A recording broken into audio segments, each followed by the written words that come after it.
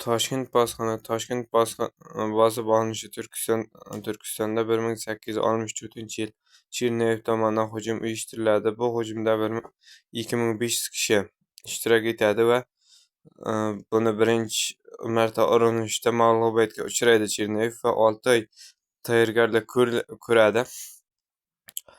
6 oy tayyorgarlikdan so'ng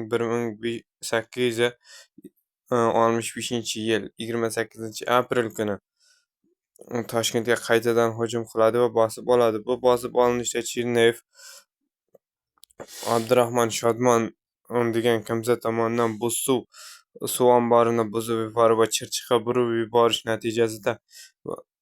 natijasida Toshkentni bosib oladi. Toshkentni himoyachilar himoyasiga Sulton Saidxon va Aliqulixon yetib keladi va Toshkentni himoyasiga ularni qo'llab-quvvatlab, Toshkentning yoshi katta keksalari, yosh bolalari va ayollarigacha hatto qo'riqlaydi. Ulardan Toshkentni himoyasi natijasida Chernyayev Toshkentga kirib kelishga Toshkent zodagonlari katta rol o'ynaydi va Toshkent zodagonlari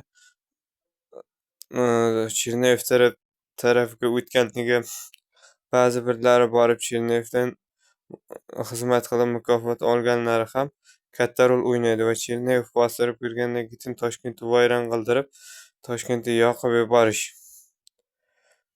yoqib yuborishni ham aytadi.